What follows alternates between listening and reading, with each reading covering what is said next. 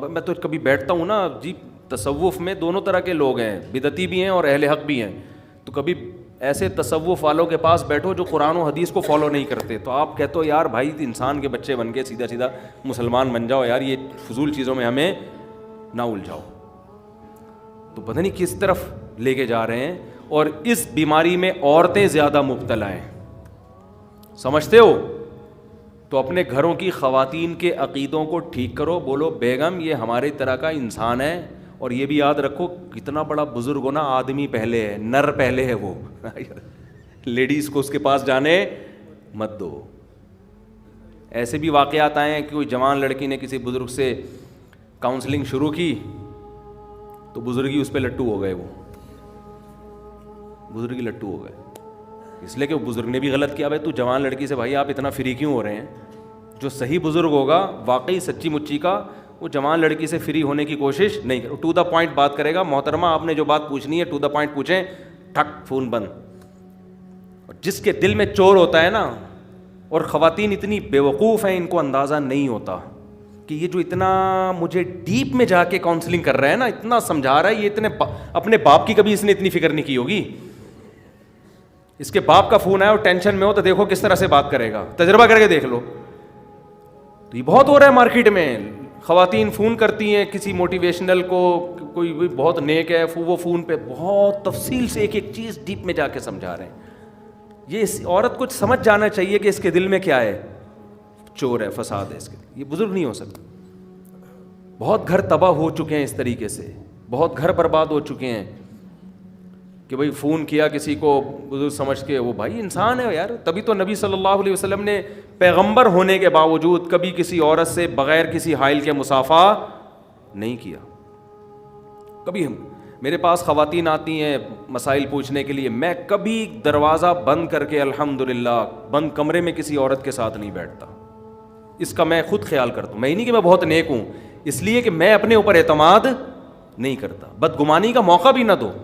یہ ہمارا آفس ہے نا، لڑکوں کو پتہ ہے پہلے ایک دروازہ کھلواؤں گا، دروازہ کھلا ہوگا، کوئی خاتون بیٹھے گی دروازہ اوپن ہوگا. آپ نہیں کر سکتے کہ کوئی جوان عورت آپ کے پاس بات کرنے کے لیے آئی ہے، آپ دروازہ بند کر کے اس کے ساتھ بیٹھیں.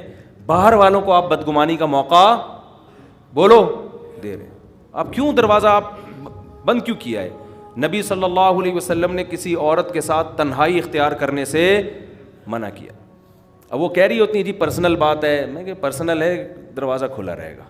ٹھیک ہے آپ کی پرسنل بات ہے تو یہ لڑکوں کو میں کہتا ہوں تھوڑا دور کھڑے ہو جاؤ تاکہ وہ آپ کی بات نہ سنیں. دروازہ اوپن رہے گا.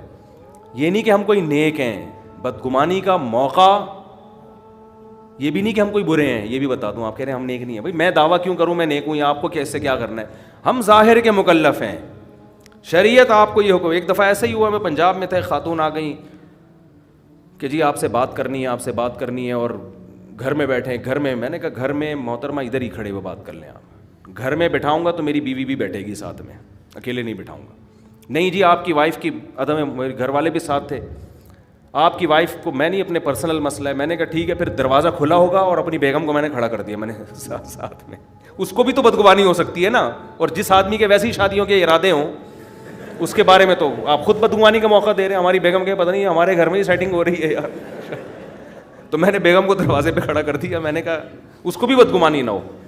لوگ اپنے آپ کو یہ باور کرانے کی کوشش کرتے ہیں ہم بہت نیک ہیں، ہم پہ انگلی اٹھا کیوں رہے ہو؟ یہ نہیں ہو سکتا بھائی. آپ نے بعض لوگ کہتے ہیں نہیں میں پیر صاحب ہوں، میں اگر بند کمرے میں خاتون کے میں پیر ہوں کہ میں غلط ہوں. تو کیوں اپنے آپ کو آپ نے اتنا فنٹر معاشرے میں قرار دیا ہوا ہے کہ آپ کو 2 نمبر ہو ہی نہیں سکتے؟ کہ آپ کے دودھ سے دھلے ہوئے ہو یا کہ مکہ میں پیدا ہوئے تھے آپ؟ تو یہ کہاں سے آپ نے اپنے بارے میں فرض کر لیا؟ آپ بھی ایسے ہی ہو جیسے ساری دنیا کے سارے انسان ہوتے ہیں. زیادہ فنٹر کوئی اس طرح بزرگ کر رہا ہوں بھائی جان، زیادہ فنٹر کی نہیں. ہر بزرگ نر پہلے ہوتا ہے، آدمی بھی نہیں. نر پہلے ہوتا ہے، بزرگ بعد میں ہوتا ہے. ایسی کی تیسی جاؤ. تو اپنی عورتوں کی حفاظت کریں. بیوقوف خواتین ہوتی ہیں، صحیح ہے نا، مرد تو ہوشیار ہوتے ہیں.